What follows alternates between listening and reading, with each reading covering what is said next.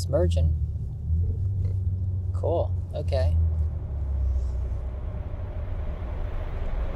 Oh my god! Whoa! What happens when you take a ride in China's most aggressive robotaxi?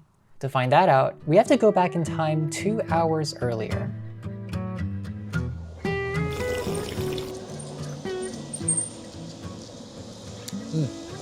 Hello. You join me on a rainy, cold day here in Shenzhen, China. Today, we're taking Pony.ai, which is one of the 3 major players in the AV market here in China. So we've got the car called, it is coming, it is on its way in 3 minutes, and we'll see what it's like. So come along. While we wait for our car, let me give you a bit of a background on Pony.ai. Like I said, it's one of the 3 public servicing players in the Chinese robotaxi space. This service area we're currently in right now is located in the Bao'an district of Shenzhen, but they also have service areas in Beijing and Guangzhou. I've made videos trying out the other 2 Chinese robotaxi services, links in the description, so stick around till the end to see how Pony ranks on my robotaxi tier list. So to unlock, all you have to do is press the unlock button. And okay, unlock successful, enter from the right side. Welcome to my crib. Come on in. This one that we're in right now is totally unmanned, although there actually is that a magic harp in the front right passenger seat? They've got these screens for the passengers. There's 2 of them in the back seat, and then there's one in the front seat that actually shows the visualizations of what the car is seeing. So not just the rendered stuff, it actually shows the LiDAR point clouds and the wireframes of all the cars that are on the road, which is pretty cool. I like seeing that kind of thing. I think we're about maybe 3-4 minutes into this trip, and I already have some thought. This car drives like a Chinese driver, and I mean that in all the ways possible. It is very confident, it is extremely aggressive, and it honks a lot. We just had, I guess, like a traffic pileup in front of us, and it just laid on the horn. It was really funny. I think our car just honked at the car in front of us. So quick overview of the UI. You've got music here. If you play this will play a record, I guess. If you want to see the trip view, you hit trip view, and that's sort of where we're going today. We're going to another mall that is near the Pony offices, which are here. But we're going to be across this river here, and we're going to go eat here. Now, the Pony Wiki will tell you everything that you need to know about the safety and the driving of this car. There are settings. You can switch between Chinese and English. There's the usual dark and light mode stuff. There's the user agreement. And there's a switch that actually allows you to turn off most of the talking that happens in this car by the onboard computers. And then they will abbreviate whatever they're saying. There is an assistant here in the bottom left-hand corner. And I don't know if you can talk to this. It doesn't seem like you can.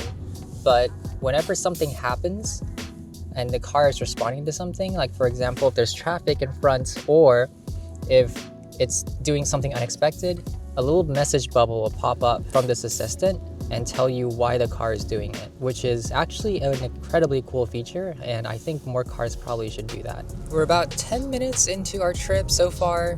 It is very uneventful, actually. I think this car, or at least Pony.ai in general, just drives more aggressively.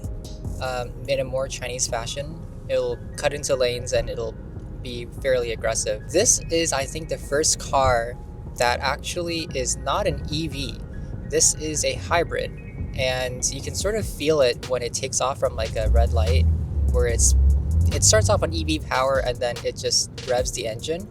And that sort of catches me off guard sometimes. What I think is really funny actually is the name of the service in Chinese. It's 小马出行, which means little horse travels. I think it's pretty funny. Like all of these Chinese names are really funny, but yeah, this one is no exception. Now, like Apollo Go, like WeRide, anybody can basically sign up and just come and use the service. So it is a fully functional service. However, it is time gated. So I believe you can only call it from something like 7 a.m. to 10 p.m. daily. And it does operate on weekends and all weather, but that's the one caveat. The other caveat is for all of these services, you have to have a Chinese phone number. Otherwise, you will not be able to actually activate your account. I ran into this problem a lot in my time here in China, and the only way I could get around it was actually just getting a Chinese phone number from a friend. So that's something to be aware of if you ever want to come here and try it. We're getting pretty close to our destination now, so I am looking forward to seeing exactly how this drop-off will work. I expect it will pull over in the loading zone, but I'm not entirely sure. Wait, it just pulled over in the middle of an intersection. All right, well, this is awkward because it's actually just pulled over in the middle of this intersection here. And when I say middle, I mean directly smack dab in the middle of the road.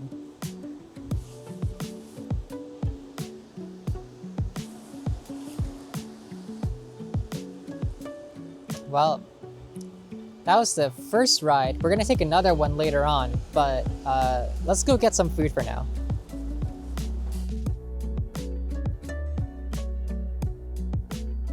I jump into the ball pit.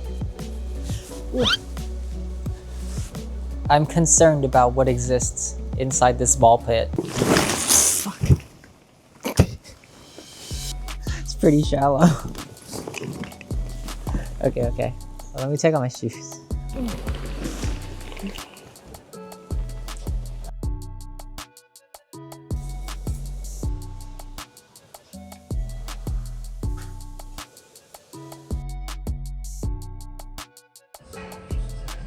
So we've just finished lunch. I think it is time to go back to the mall where we came from and go catch my plane. So we've just called a second Pony.pilot car. This one will arrive much faster, in 5 minutes actually. It's pretty close. Now I feel it's a little bit spicy after lunch, so I'm gonna change my exclusive welcome light to purple. Now all we have to do is wait for this car. Oh my God, it pulled over there again.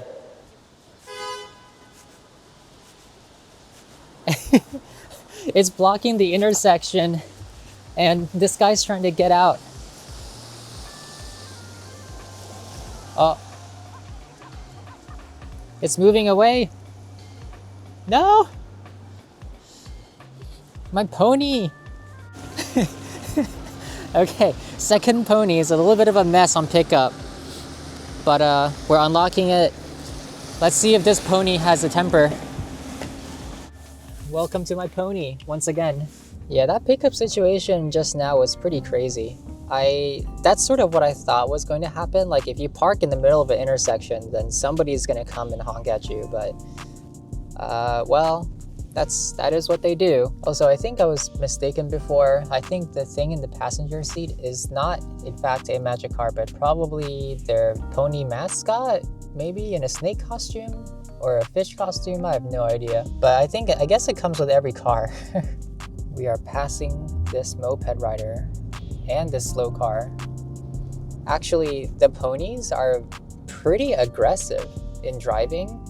I think the other ones that I've tried so far, like Apollo Go and We Ride, they've sort of stayed in their lane for the most part. But this pony is very, it is going just ham on the accelerator, and you can really hear this hybrid car's engine just revving up whenever it sort of goes to town and tries to overtake somebody. So my thoughts on the driving performance of Pony, now that I've taken 2 rides and they sort of seem pretty similar across the rides. This thing drives the most like a human that I have actually experienced out of a self-driving car. In fact, I would even go as far to say that it drives very similarly to a DD in that, it sort of tries to hurry and it tries to, catch the lights, and it cuts in and it drives like a human, actually, like a fairly aggressive human, not in an unsafe way, I might add. It feels very safe, very confident, but very aggressive. There's a car hazarding, it passes, it barely even touched the brake pedal. And I think, ooh, are we about to get on the highway actually? Oh no, never mind, not the highway. But the blue square is where it wants to merge, and it does turn, whoa. It does turn on the turn signals whenever it wants to merge, so you can see that blinking over there. But the volume of the actual turn signal is very, very low. I wonder if they sort of experimented with this, because on the Apollo Go previously, that I took in like December of last year, they had turned off the turn signal sounds, and that is actually a little bit disconcerting. Like, I feel like I want to hear when the car is going to do the turn. And this time around, I noticed that they had turned back on the turn signals with the 6th generation and 5th generation cars. So I wonder if Pony had like previously experimented with how loud, or how soft rather, they can make the turn signal sounds without people getting weirded out or like disconcerted with the car just like merging whenever. One thing I noticed, the 3D visualizations here are actually very accurate, and I think it sees fairly far. Like, you can see all the way like over here. There's things that it thinks are over here. One huge con that I think is probably going to be a larger problem for Pony, there's like this really loud humming noise. I don't know if it comes across on camera. I'll try to move the mic around so that you can actually hear it, but it is very loud and very, very present, and I can just, it's, I don't know, it's, whoa, that Tesla is like trying to cut us off. Yeah, I can't tell if it's like cooling fans or if it's something else spinning, like the LiDAR or what, I don't know.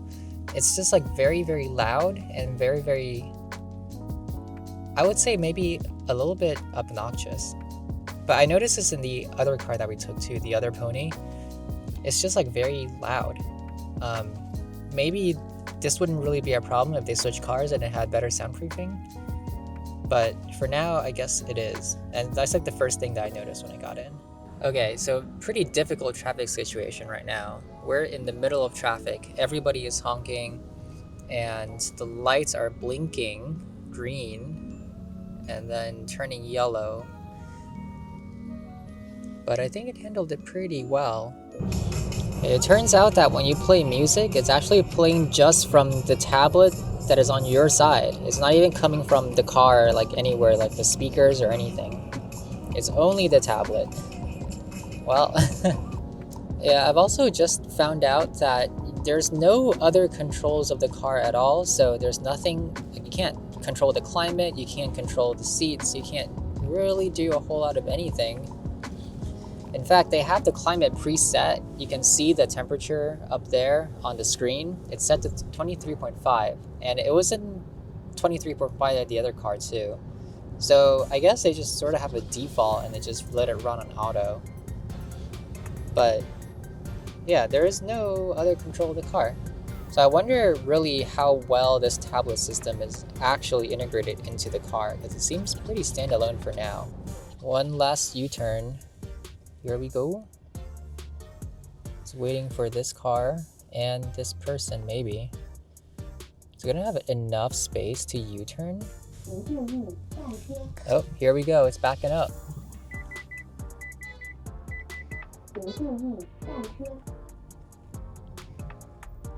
Driver going. The guy's finally walking.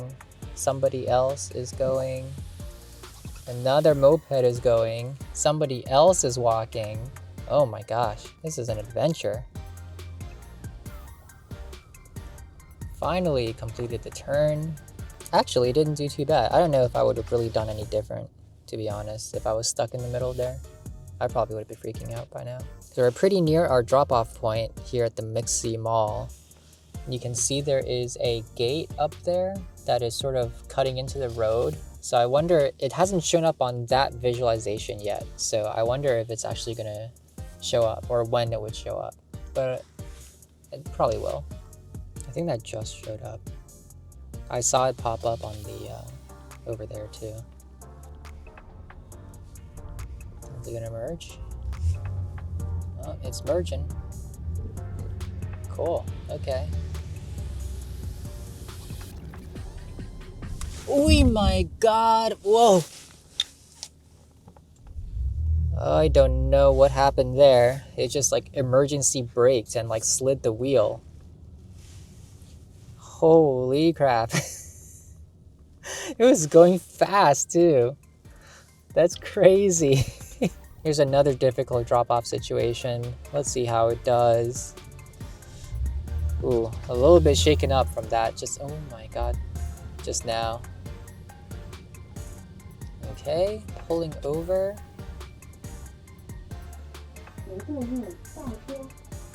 Why is it backing up? Oh. Oh man, that was sort of a wild ride. Well, that was Pony. Yeah, overall very, I would say aggressive, very confident. Although I'm not sure if it should be that confident all the time. Hey, Future Sophia here. You can really tell I was quite shaken up from the emergency braking, huh? Anyways, here's my tier list as it stands. We've got Waymo in S tier, we've got Apollo Go in A tier, and WeRide is straddling the A and B tier. So Pony, I think, was just okay. As far as the service goes, you can fit 3 people, but you can't use the front passenger seat because there's a mascot in a snake costume there. So all 3 people have to squeeze in the back. The driving was very aggressive, which helps the car not get bullied, but at times it becomes overconfident, which leads to emergency braking events like what you saw earlier. There's also not much in terms of in-car features. The passenger tablets don't even play through the car's speakers. So overall, I have to give it a C tier. Anyways, I hope you enjoyed this video. If you liked it, please subscribe, and I'll see you on the next autonomous robot.